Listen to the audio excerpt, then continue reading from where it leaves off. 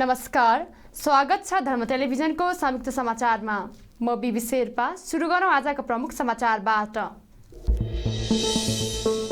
साउनको अन्तिम सोमबार हिन्दू नारीहरूले व्रत बसी शिवजीको पूजा आराधना गरी मनाए। अफगानिस्तानमा रहेका नेपालीको सकुशल शीघ्र उद्धार गर्न सरकारको निर्णय।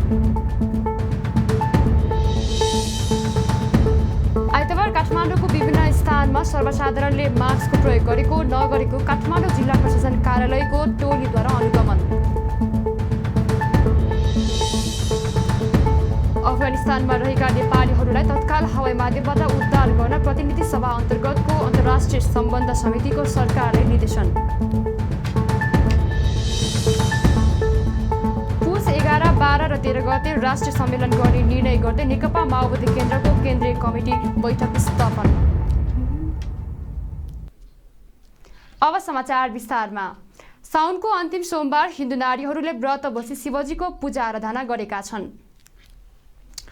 कोरोना त्रासलाई बेवास्ता गर्दै देशभरका शिवजीका मन्दिरहरूमा भक्तजनको घुइँचो लागेको छ। काठमाडौँको पशुपतिनाथ मन्दिर बन्द रहे तापनि भक्तजनहरू मन्दिरको मूल ढोकामै बसेर शिवजीको पूजा आराधना गरिरहेका छन्। स्वास्थ्य सामग्रीको प्रयोग गर्दै मन्दिरहरूमा शिवजीको दर्शन गरिरहेका छन्। हरियो, रातो, पहेँलो चुरा पोते र वस्त्रमा सजिएका विवाहित तथा अविवाहित महिलाहरूको घुइँचोले वातावरणमा चमक थपिएको छ।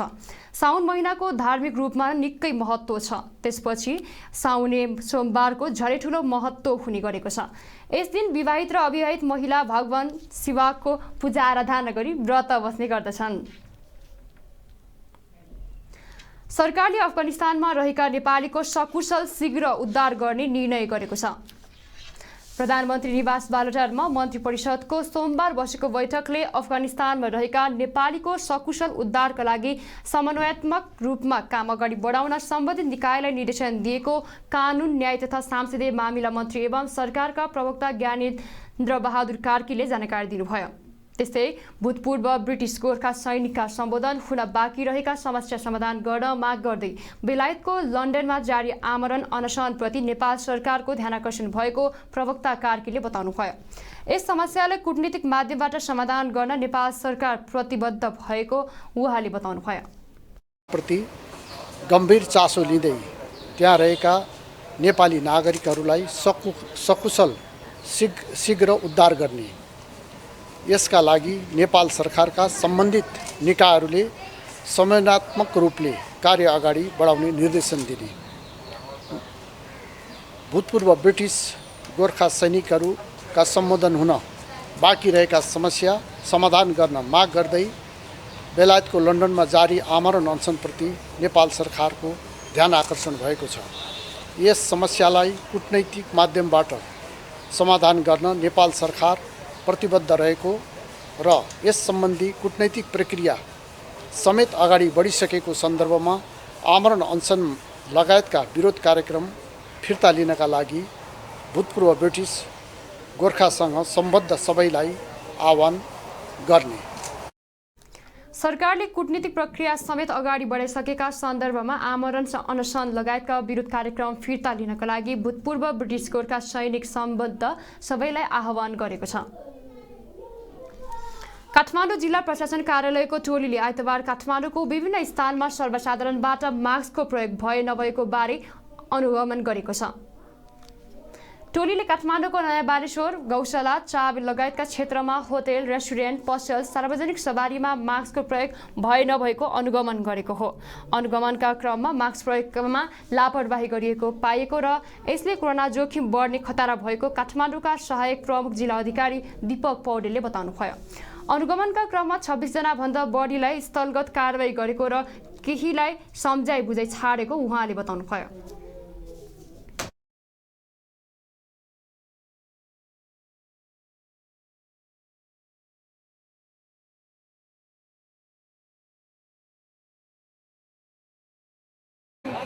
र अन्य पसलहरूमा समेत हामीले अनुगमन गर्दाखेरि अधिकांश व्यक्तिहरूले मास्क नलगाएको पाइयो र सामाजिक दूरी समेत कायम नगरेको अवस्था देखियो। त्यस्तो अवस्थामा हामीले मास्क नलगाएका व्यक्तिहरूलाई निःशुल्क मास्क वितरण गर्ने र कुनै पसल व्यवसायमा जमघट गरेर बसेका व्यक्तिहरूलाई रु 100 जरिवाना गरेर हामीले 26 जना व्यक्तिहरूलाई आज जरिवाना गरेका छौँ र 2600 रुपियाँ राजस्व सङ्कलन पनि भएको छ।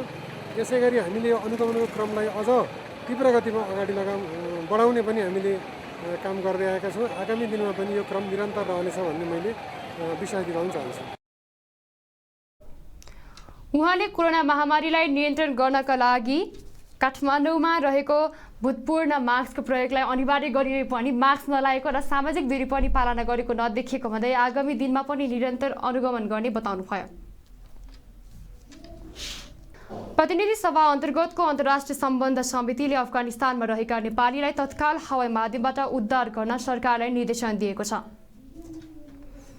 सिंहदरबारमा आइतबार बसेको समिति बैठकले तालिबानले राज्य सत्ता कब्जा गर्ने गरी अफगानिस्तानको राजधानी काबुल प्रवेश गरेसँगै नेपालीको सुरक्षाका लागि गम्भीर हुँदै नेपालीहरूलाई तत्काल हवाई माध्यमबाट उद्धार गर्न सरकारलाई निर्देशन दिएको हो।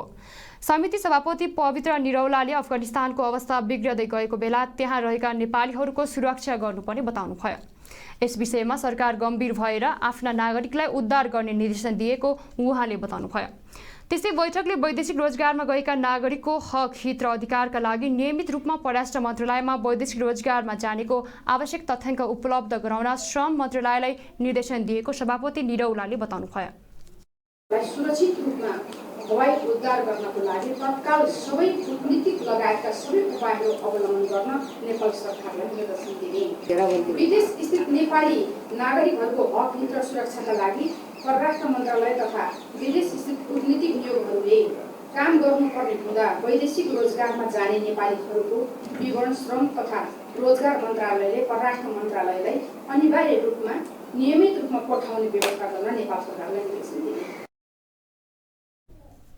बैठकमा परराष्ट्र मन्त्रालयका सचिव भरत पौडेलले नेपालीहरूबारे बुझ्न आवश्यकता अनुसारको उद्धारको कार्यका लागि समिति गठन भएको जानकारी दिनुभयो। काबुल हेर्ने दिल्ली स्थित नेपाली दूतावासले सम्पर्कमा नरहेका नेपालीलाई सम्पर्क गर्न सूचना जारी गर्ने तयारी गरिएको र आफ्नो बारेमा अनलाइन मार्फत जानकारी गराउन सक्ने व्यवस्था गरेको उहाँले बताउनुभयो। हाम्रो दूतावासले चाहिँ त्यहाँ भएका नियोगहरू सबैसँग सम्पर्कमा छ। दूतावास डेली सम्पर्कमा छ।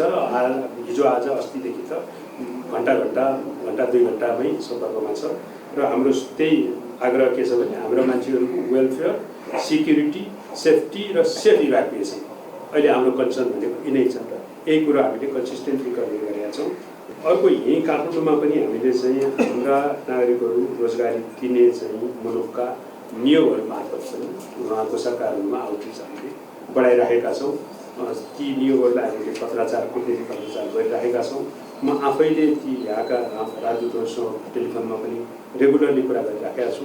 कतिपयले आज बिहानै मात्रै पनि मैले केही राजदूतहरूसँग कुरा गरेका थिएँ। उहाँहरूले पनि केही अपडेट दिइरहनु भएको छ र आज नेपाली राजदूतावास नयाँ दिल्ली मार्फत एउटा एडभाइजरी सूचना जारी गर्ने, जो सम्पर्कमा आउनु भएको छैन तपाईँहरू सम्पर्कमा आइदिनुहोस् भनेर, आफू आउन सक्ने अवस्थामा हुनुहुन्छ भने आउनुहोस्, नभए इम्प्लोयरलाई त्यो कुरा भन्नुहोस् भन्ने हामीले त्यो गरेका छौँ। परराष्ट्र मन्त्रालयका सहसचिव हरिशचन्द्र गेवेरीजीको संयोजकत्वमा एउटा अन्तर मन्त्रालय सहसचिवहरूको एउटा चाहिँ टिम बनेको छ। त्यसमा चाहिँ गृह मन्त्रालय, श्रम मन्त्रालय, अर्थ मन्त्रालय, पर्यटन नागरिक उड्डयन मन्त्रालय, रक्षा मन्त्रालय, स्वास्थ्य मन्त्रालय, नेपाल प्रहरी र CCMC को सहसचिव तहको प्रतिनिधित्व हुने गरेर चाहिँ अहिले यो टिम बनेको छ। यो टिम पनि आजदेखि नै क्रियाशील हुन्छ। रहेको औपचारिक तथ्याङ्कमा 1500 नेपाली राजधानी काबुलमा रहेको परराष्ट्र मन्त्रालयले जनाएको छ। पुस 11, 12 र 13 गते राष्ट्रिय सम्मेलन गर्ने निर्णय गर्दै नेकपा माओवादी केन्द्रको केन्द्रीय कमिटीको बैठक सम्पन्न भएको छ। आइतबार काठमाडौँमा बसेको माओवादी केन्द्रीय कमिटी बैठकले पार्टीलाई रूपान्तरण गरेर गुणात्मक फड्को मार्ने उद्देश्यका साथ राष्ट्रिय सम्मेलन गर्ने निर्णय गरेको हो। बैठकले अध्यक्ष पुष्पकमल दाहाल प्रचण्डको राजनीतिक प्रतिवेदन र विधान संशोधन प्रस्तावलाई पारित गरेको छ। राजनीतिक प्रतिवेदनले केपी ओलीको प्रतिगामी कदम असफल भए पनि खतरा अन्त्य नभएको निष्कर्ष निकाल्दै संविधानको रक्षा र कार्यान्वयनमा अघि बढ्नुपर्ने जोड दिएको प्रवक्ता नारायण काजी श्रेष्ठले जानकारी दिनुभयो। त्यस्तै राष्ट्रिय सम्मेलन अघि 4 महिना अघिसम्म विभिन्न तहको सम्मेलन गर्ने निर्णय भएको उहाँले बताउनुभयो। बैठकले विधेयकताको मर्मत अनुसार जिल्ला समिति खारेज गर्ने र जिल्ला संयोजक समिति बनाउने निर्णय गरेको प्रवक्ता श्रेष्ठले बताउनुभयो।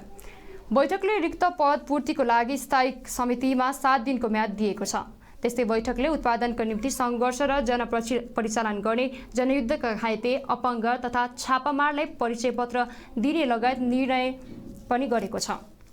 त्यस्तै माओवादीका हरेक संरचनामा 35% महिला, 20% युवा र 15% दलितको सहभागिता अनिवार्य गर्ने विधानको प्रस्ताव पारित गरेको प्रवक्ता श्रेष्ठले जानकारी दिनुभयो।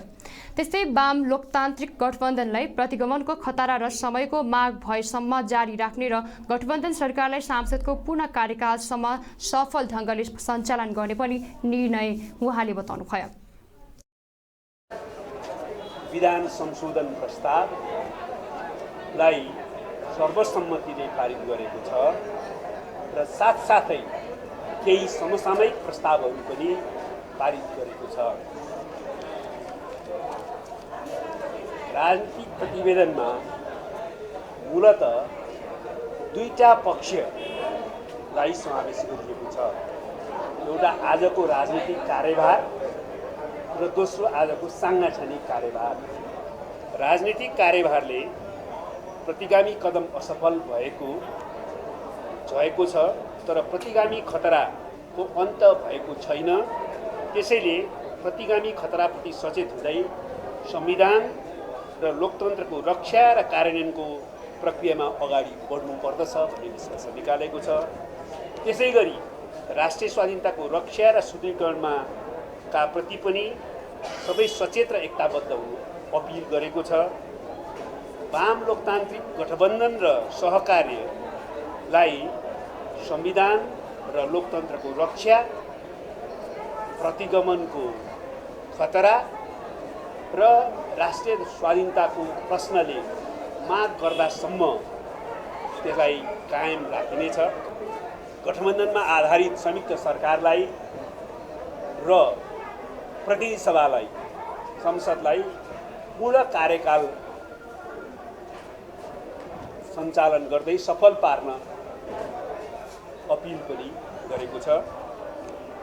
र हाम्रो यो सबै तात्कालिक राजनीतिक कार्यभारहरूलाई समाजवादी क्रान्तिको रणनीतिक उद्देश्यलाई पुरा गर्ने अर्थमा, त्यसलाई सेवा गर्ने अर्थमा अगाडि बढाइनेछ। त्यस्तै पार्टी सङ्गठनात्मक सन्दर्भमा क्रान्तिकारी पार्टी निर्माणको दिशा, योजना र सङ्कल्प यो प्रतिवेदनको अर्को मुख्य पक्ष हो।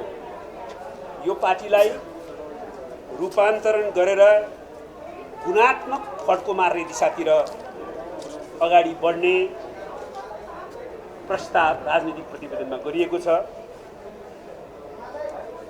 पौष 11, 12 र 13 गते राष्ट्रिय सम्मेलन सम्पन्न गर्ने गरी त्यसलाई केन्द्रबिन्दु राखेर बनाएर 4 महिनाको सङ्गठनात्मक अधिवेशनहरू र सुदृढीकरणको अभियान निश्चित गरिएको छ। त्यसै गरी विधान संशोधन प्रस्ताव पनि पारित गरिएको छ।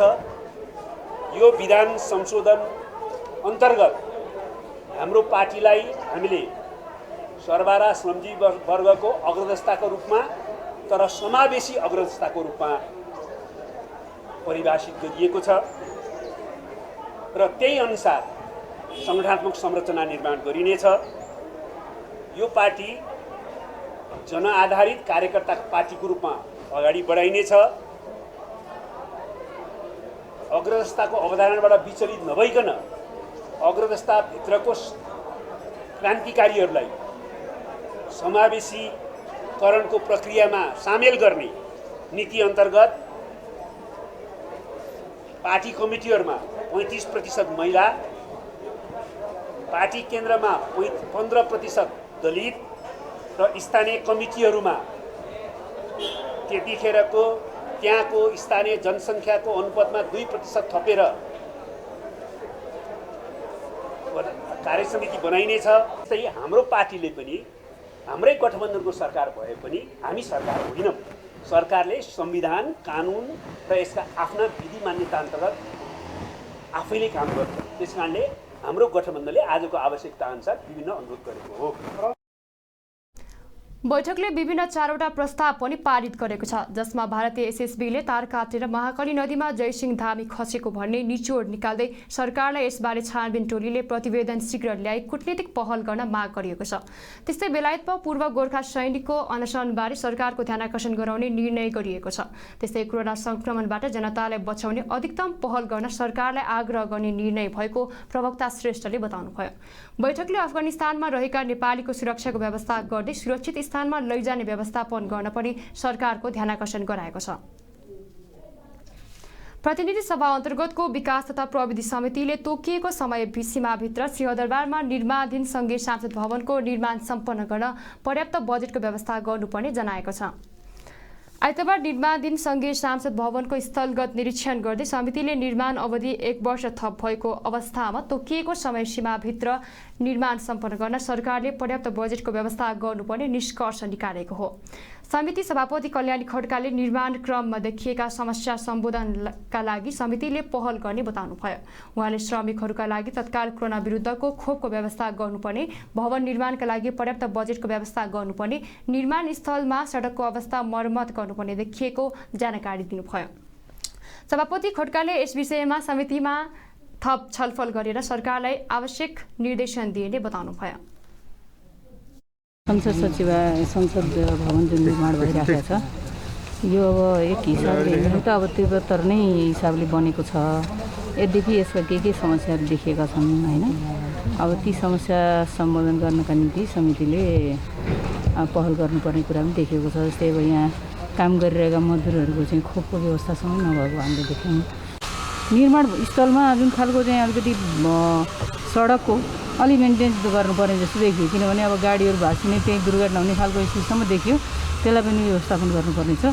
अब थप हामी अब अहिले भर्खरै हेरेर गएका छौँ, फेरि मिटिङले खालको निर्णय गरेर निर्देशनको 163 रोपनी 8 आना क्षेत्रमा निर्माण भइरहेको आयोजनाको लागत करिब 5 अर्ब 67 करोड 61 हजार अनुमान गरिएको छ। सङ्घीय संसद भवन परिसरभित्र 400 सिट क्षमताको प्रतिनिधि सभा, 100 सिट क्षमताको राष्ट्रिय सभा, पुस्तकालय, सङ्ग्रहालय, चमेना गृह सहितको व्यवस्था हुने बताएको छ।